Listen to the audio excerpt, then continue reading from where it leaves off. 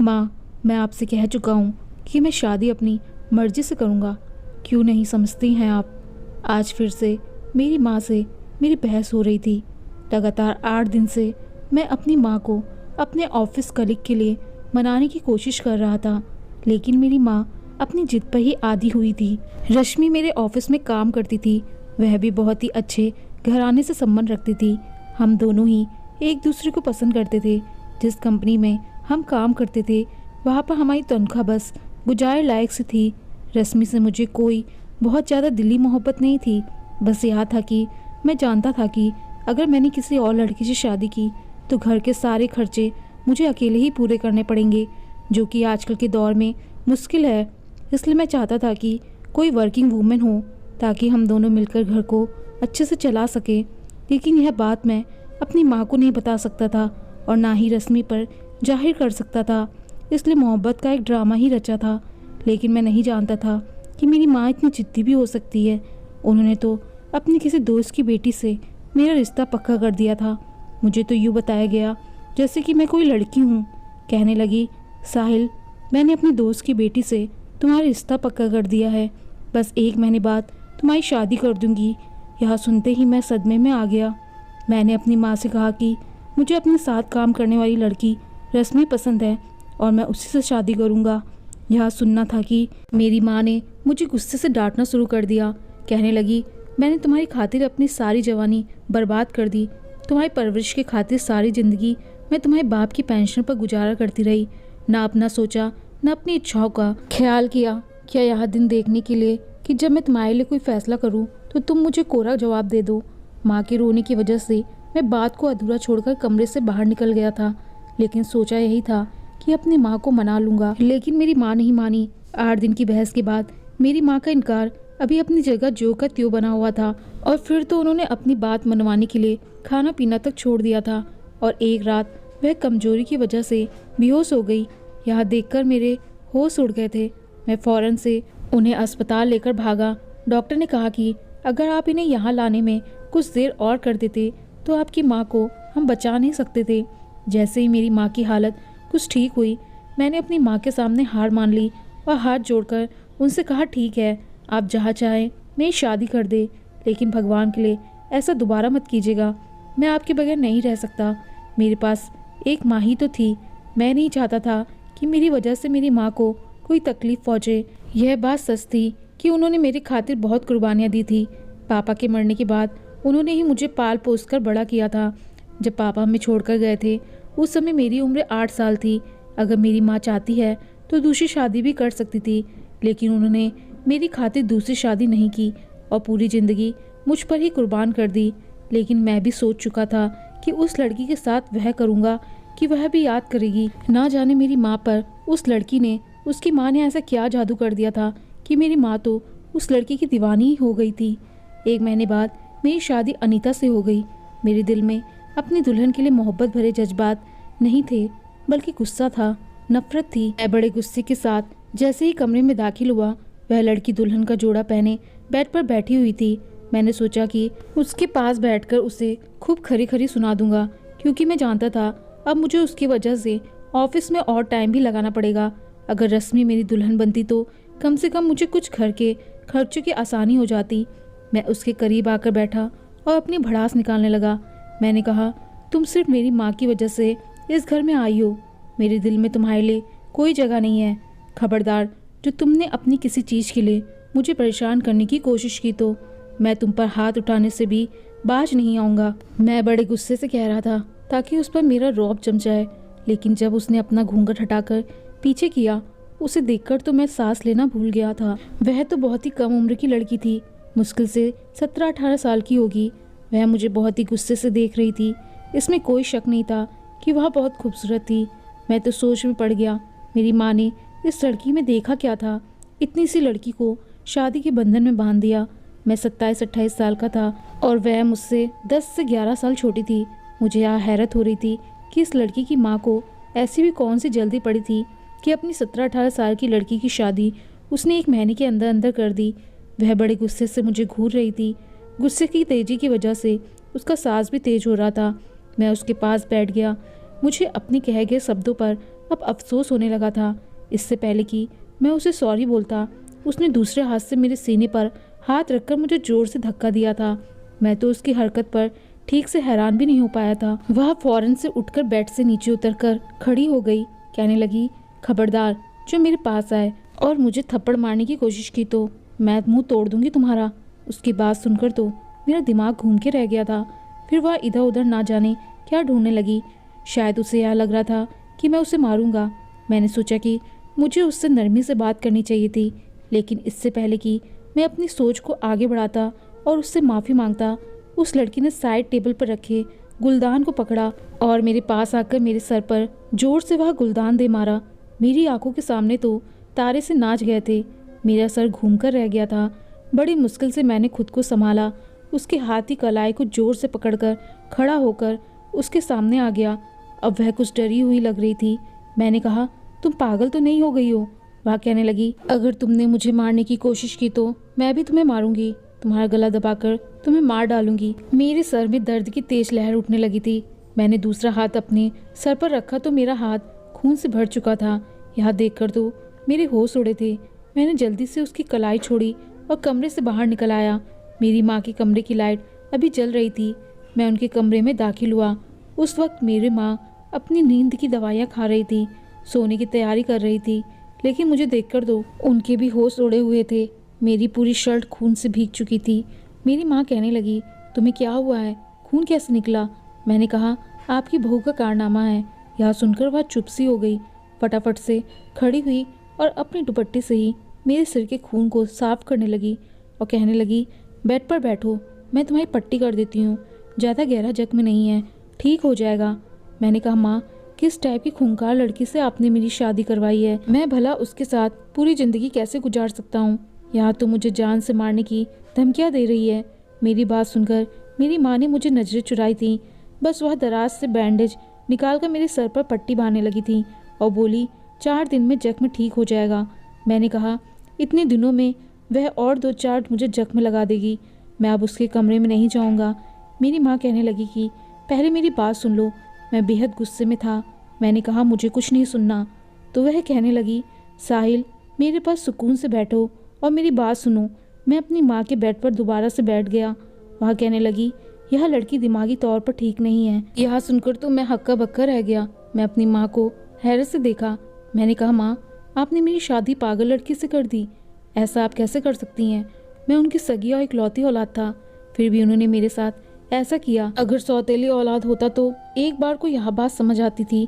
मैंने कहा, वह पागल है, यह जानते हुए भी आपने मेरी शादी उससे कर दी। मैं जितना भी हैरान होता कम था। मेरी माँ मेरे साथ ऐसा कैसे कर सकती थी? मेरी माँ कहने लगी, मेरी बात सुनो। उस लड़की की माँ मेरी दोस्त थी, लेकिन मेरी उससे मुलाकात काफ़ी सालों बाद हुई। वह बीमार है, कैंसर की मरीज है और वह किसी भी समय मर सकती है। इसलिए वह अपनी बेटी की वजह से बड़ी परेशान थी कि उसकी बेटी से कोई शादी नहीं करेगा। यह सुनकर तो मुझे अपनी माँ पर और भी गुस्सा आने लगा। मतलब अपने दोस्त के साथ भला करने के चक्कर में उन्होंने मेरी ज़िंदगी बर्बाद कर दी थी। मेरी माँ आगे कहने लगी कि देखो, उसकी माँ बहुत अमीर है, उसके पास करोड़ों की जायदाद है जो मरने के बाद उसकी बेटी को ही मिलेगा, और उसकी बेटी वैसे भी पागल है, इसलिए उसकी सारी जायदाद के मालिक तुम अकेले हो जाओगे। मैंने तुम्हारी शादी इसलिए उस पागल लड़की से करवाई है ताकि हमारे हालात सुधर जाए। आज नहीं तो कल उसकी माँ ने तो आखिर मर ही जाना है। वह कैंसर की मरीज है, उसके पास ज़्यादा समय नहीं है और उस लड़की का दिमाग आधा है। मतलब यह है कि वह सिर्फ 18 साल की है तो दिमागी तौर पर सिर्फ 9 साल की है। वह कहने लगी, मगर अगर तुम उसे खुश रखोगे तो यह अपनी माँ और वकील के सामने तुम्हारा गुण गाएगी। जैसे ही उसकी माँ मरेगी और सारी जायदाद तुम्हारे नाम लगेगी, उसके बाद बेशक तुम अपनी पसंद से किसी भी लड़की से शादी कर लेना, मुझे कोई ऐतराज़ नहीं होगा और फिर हम इस लड़की को पागल खाने में करवा देंगे। अगर तुम जिंदगी भर भी कमाओगे तब भी अपना घर और इतनी जायदाद नहीं बना सकते। मेरी माँ की बात मुझे बिल्कुल ठीक लगी। मुझे अपनी माँ की अक्ल पर हैरत हो रही थी। उन्होंने तो बड़ी दूर अंदेशी का काम लिया था। खैर, मैं दिल ही दिल में खुश हो गया था। यह तो अच्छी बात है। उसकी माँ कैंसर की मरीज है, इसका मतलब ज़्यादा समय जिंदा नहीं रह सकती। लड़की वैसे भी पागल है और उसका दिमाग बिल्कुल बच्चों जैसा है। 4 टॉफ़ियाँ चॉकलेट दूंगा तो राजी हो जाएगी। अपनी माँ के फैसले पर मुझे बेहद खुशी हो रही थी। मेरी माँ ने मेरे सर पर पट्टी बांधी थी, इसलिए मैंने सोचा कि कमरे में जाकर अपनी नन्ही मुन्नी दुल्हन का थोड़ा सा दिल बहलाना चाहिए। जैसे ही मैं कमरे में दाखिल हुआ, वह लड़की अपना लहंगा उतार रही थी।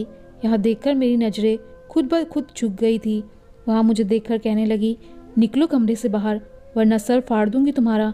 यह सुनकर मैं कमरे से बाहर निकल गया। मैं बाहर आंगन में रखे पुराने और फटे से सोफे पर आकर लेट गया। यहाँ सोचने लगा कि कैसे इस लड़की के दिल में अपनी जगह बना सकता हूँ। मैं सोच चुका था कि इस लड़की से कोई भी रिश्ता नहीं बनाऊंगा, क्योंकि एक तो वह कम उम्र की थी और पागल थी। मुझे उसके साथ ज़िंदगी गुजारनी ही नहीं थी। समस्या यहाँ थी कि मुझे उसके दिल में जगह बनानी थी। अगले दिन जब मैं ऑफिस से घर वापस आया तो अपने कमरे में गया तो वहाँ खुले बिखरे बालों के साथ मेरी शर्ट और ट्राउज़र पहने हुई थी। मुझे देखकर ही उसके माथे पर बल पड़ रहे थे। डरते डरते मैं कमरे में दाखिल हुआ था कि कहीं कोई चीज़ उठाकर मुझे मारना शुरू ना कर दे। अंदर आए तो कहने लगी, तुम मेरे कमरे में क्या करने आए हो? मैंने कहा, तुमसे दोस्ती करने आया हूँ, चलो दोनों मिलकर दोस्ती कर लेते हैं। वह कहने लगी, तुम गंदे हो, तुमने कहा था कि तुम मुझे मारोगे। मैंने कहा, अब नहीं मारूंगा। यह सुनकर वह खुश हो गई। मैं उसके लिए उसकी पसंद की ढेर सारी चीज़ ला कर देता तो वह खुशी से मेरे गले लग जाती। उस वक्त तो मुझे उस पर बहुत गुस्सा आता, क्योंकि मेरे सोए हुए जज्बात मुझ पर हावी होने लगते थे। लेकिन मेरी माँ मुझे कह चुकी थी, इसके साथ कोई भी रिश्ता बनाने की ज़रूरत नहीं है, वरना आगे चलकर हमारे लिए मुश्किल हो सकती है। लेकिन अनीता के काम मेरे लिए मुश्किल बनती जा रहे थे, क्योंकि वह अक्सर मेरी शर्ट और ट्राउज़र पहने फिरती रहती थी और अक्सर शर्ट के बटन उल्टे सीधे बंद कर लेती थी। और मैं जब उसकी शर्ट के बटन ठीक करता तो दिल में अजीब सी हसरतें जन्म लेने लगती थी। जी चाहता था सब कुछ भूल कर सारी हदें पार कर जाऊं, लेकिन मैं खुद के जज्बातों पर कंट्रोल करता। शायद यहाँ अनीता के साथ लिए गए 7 फेरों का असर था कि उसे देखकर, उसे छूकर मेरे दिल की बेचैनियाँ बढ़ने लगती थी। एक रात भी कुछ ऐसा ही हुआ था। मैं अपने कमरे में था जब अनीता को एक कॉकरोच नजर आ गया। वह डर के मारे मुझसे चिपक गई थी और मुझे ज़ोर से भैंच लिया था। वह बहुत ज़्यादा डरी हुई थी, लेकिन मेरे तो होश उड़ने लगे थे। मैं खुद पर बस खो चुका था। इसलिए उसके साथ जैसे ही मैं बेखुदी में आगे बढ़ने लगा, मेरे कमरे का दरवाज़ा खुला था। मेरी माँ अचानक से आ गई थी। मैं बुरी तरह से माँ के आने से बौखलाकर रह गया था। अनीता भी कॉकरोच की डर की वजह से मुझे पीछे हटने को तैयार न थी। मेरी माँ को घूरती नज़रों को देखकर मैं अनीता को खुद से पीछे किया था। मेरी माँ मुझे कहने लगी कि तुम अनीता से दूर रहो, क्योंकि यह पागल लड़की है और इससे पैदा होने वाली औलाद भी पागल ही होगी, और हम अनीता को ज़्यादा समय तक अपने पास रखना नहीं चाहते। अगर उसको तुमसे कोई बच्चा हो गया तो यह हमारे लिए मुसीबत बन जाएगी। कुछ दिन मेरी माँ ने उस लड़की के खूब नखरे उठाए। 1 महीने के बाद उसकी माँ मर गई। वह बहुत रोई थी। मैंने और मेरी माँ ने ही उसे संभाला था। वकील साहब जब घर आए तब तक अनीता मेरी माँ से बहुत घुल मिल चुकी थी। उसकी सारी जायदाद अब मेरे नाम पर आ गई थी। हम लोग एक ही रात में अमीर हो गए थे। मैं अनीता की माँ को फैक्ट्री संभाल ली और अब मेरा सारा ध्यान काम पर लग गया था। मेरी माँ का व्यवहार अनीता से अब बदलने लगा था। जब भी मैं घर आता तो मेरी माँ अनीता पर चीख और चिल्ला रही होती। मुझे वैसे भी कोई परवाह ना थी। अब मेरी माँ उसे स्टोर रूम में रखती थी। एक दिन मेरी माँ मुझे दूसरी शादी का कहने लगी। मैंने कहा, आप अनीता की माँ की वसीयत को क्या भूल गई हैं? वसीयत में साफ लिखा है, अगर मैं अनीता को छोड़ा या दूसरी शादी की तो यह जायदाद हमसे छीन ली जाएगी। मैंने कहा कि आप 1 साल तक रुक जाए, फिर वकील को विश्वास हो जाएगा कि मैं अब दूसरी शादी नहीं करूँगा। उसके बाद हम लोग शहर बदल लेंगे और फिर मैं दूसरी शादी कर लूँगा। मेरी बात सुनकर मेरी माँ खुश हो गई। एक बार मैं घर में दाखिल हुआ तो मेरी माँ स्टोर रूम में घुसी हुई थी और स्टोर रूम से चीखने चिल्लाने की आवाज़ें आ रही थीं, लेकिन मैंने कोई ध्यान नहीं दिया और अपने कमरे में चला आया। फ्रेश होने के बाद मैं बाहर आया, तब तक मेरी माँ स्टोर रूम से बाहर आ चुकी थी और टेबल पर मेरे लिए खाना लगा चुकी थी। मैंने कोई ज़रूरत ही नहीं समझी कि माँ से पूछूं कि स्टोर रूम से अनीता के चीखने चिल्लाने की आवाज़ क्यों आ रही है, और ना मैंने कभी वहाँ जाने के बारे में सोचा था। कई हफ्ते गुजर जाते थे, मैं अनीता की शक्ल तक नहीं देखता था। उसकी माँ की वसीयत ने मुझे रोके रखा था, वरना मैं अब तक दूसरी शादी कर चुका होता। मेरी माँ कहती है, अब तो यह लड़की और भी खतरनाक हो गई है, इसे स्टोर रूम से बाहर निकालना ही ठीक नहीं है। मैं तो शादी की रात उससे सर फुड़वा चुका था, इसलिए उसकी जाहिलियत से जानकार था। इसलिए अनीता को अपनी माँ के ऊपर ही छोड़ रखा था कि वह जो चाहे उसके साथ सलूक करे। लेकिन एक दिन मेरी माँ की तबीयत अचानक से बहुत ज़्यादा ख़राब हो गई। जब तक अपनी माँ को अस्पताल लेकर पहुँचा, वह मर चुकी थी। मेरे लिए यह बहुत बड़ा सदमा था। डॉक्टरों ने बताया था कि उन्हें हार्ट अटैक हुआ था। मुझे अपनी माँ की बहुत याद सताती थी, यहाँ तक कि मुझे रात भर नींद नहीं आती थी।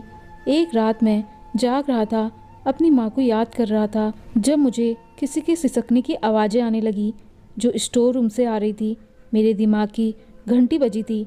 माँ को मरे 2 दिन गुजर चुके थे और मैंने पिछले 2 दिन से स्टोर रूम का दरवाज़ा ही नहीं खोला था। अपने सदमे में मैं भूल गया था अनीता तो भूखी प्यासी होगी। 2 दिन से वह स्टोर रूम में ऐसे ही बंद पड़ी थी। मैंने जल्दी से स्टोर रूम का दरवाज़ा खोला तो सामने का मंजर देखकर मेरी रूह गरज गई थी। अनीता तकिए से रुई निकाल कर खा रही थी और पानी से उसे निकलने की कोशिश कर रही थी। अनीता की हालत देखकर मेरे मुंह में एक चीख निकलते निकलते बची थी। उसकी हालत इतनी ख़राब थी कि मैं उसे पहचान ही नहीं पा रहा था। ना जाने कितने दिन गुजर गए थे और मैंने अनीता को देखा ही नहीं था। जब से मेरी माँ ने उसे स्टोर रूम में बंद किया था, मेरा उसे आमना सामना ही नहीं होता था। पहले जो वह खिला हुआ गुलाब थी, अब वो सूख कर कांटा हो चुकी थी। अनीता बिल्कुल मुरझा चुकी थी। बाल बिखरे और उलझे हुए थे, जैसे बरसों से कंघी ना की गई हो। उजड़े बिखरे हुलिये में पुराने फटे कपड़े पहने हुए रोते हुए वह रुई खाने की कोशिश कर रही थी और वह मेरी माँ के साथ ही साथ बद्दुआ भी दे रही थी। कह रही थी, भगवान करे वह बुढ़िया मर जाए, मुझे भूखा रखती है। यह सुनकर मेरे दिल को एक धक्का सा लगा था। मैं उसके पास आ गया। मुझे देखकर वह सहम कर डर कर पीछे हटी थी। फिर डरते हुए कहने लगी, मुझे मत मारना, मुझे दर्द होता है, मुझे मत मारना। वह बुरी तरह से घबराई हुई थी। मैंने अपनी माँ को खोया था, जिससे मुझे सबसे ज़्यादा मोहब्बत थी, इसलिए मेरा दिल अनीता की तरफ से कुछ नरम पड़ा था। मैंने अनीता से कहा, मैं तुम्हें कुछ नहीं कहूँगा, बाहर आओ, मैं तुम्हें खाना देता हूँ। मेरी बात सुनकर उसने अपने पाँव की तरफ इशारा किया। दोनों पाँव रस्सियों से बंधे हुए थे। मैं हैरान रह गया था उसके पाँव की तरफ देखकर, जो रस्सियों से जकड़े हुए थे, यानी कि मेरी माँ ने उसे रस्सियों से बांध कर रखा था। मैंने उसके पाँव से रस्सी को खोला तो पाँव जख्मी हो चुके थे। रस्सियाँ बहुत ही सख्ती से बांधी गई थी। मैं उसे वहाँ से ले आया। उसे लेकर मैं हॉल में मौजूद टेबल पर बैठा, फ्रिज से खाना निकाल कर गर्म किया और उसके सामने रख दिया। वह दोनों हाथों से खाना खाने लगी। ना जाने कब से भूखी थी। काफ़ी देर में उसे खाना खाते देख रहा और वह कुछ खा रही थी, कुछ कपड़ों पर गिरा रही थी। जब उसने पेट भर के खाना खा लिया तो मैं उसे अपने कमरे में ले गया और अपनी टी शर्ट और अपना ट्राउज़र दिया, क्योंकि उसके कपड़े तो थे ही नहीं। शायद मेरी माँ ने उसे कपड़े खरीदना ही छोड़ दिए थे। वहाँ नहाने चली गई, लेकिन जब वॉशरूम से बाहर आई तो बहुत घबराई हुई थी। कहने लगी, मुझे स्टोर रूम में बंद कर दो प्लीज़। उसकी बात सुनकर मुझे हैरत हुई थी। मैंने कहा, क्यों? वह कहने लगी, तुम्हारी वह बुढ़िया ने अगर मुझे बाहर देख लिया तो वह मुझे बहुत मारेगी। वह बहुत मारती है मुझे बहुत दर्द होता है। यह कहते हुए उसके आंसू बहने लगे थे। मैंने कहा, अब तुम्हें कोई नहीं मारेगा। मैंने कहा, अपने बालों को कंघी करो, कैसे उलझे हुए हैं। वह कहने लगी, मुझे नहीं आता। मैं उसके बाल कंघी से सुलझाने लगा तो वह चीखने लगी। कहने लगी, मेरे सर पर चोट लगी है, मुझे दर्द होता है। मैंने देखा तो उसके बाल जगह से खींचकर बुरी तरह से नोचे गए थे, जिसकी वजह से उसके सर में गहरे जख्म हो चुके थे। यकीनन यह मेरी माँ का दिया हुआ जुल्म होगा। उसके बाजू पर भी जख्मों के निशान थे। यह सब देखकर मेरा दिल तड़पने लगा था। क्या मेरी माँ इतनी पत्थर दिल भी हो सकती थी? मेरी माँ उसे जान से मारना चाहती थी ताकि मेरी दूसरी शादी करवा सके और पोते पोतियाँ देख सके और इस बड़े से घर में ऐश कर सके। लेकिन शायद उन्हें अनीता की बद्दुआ लग गई थी।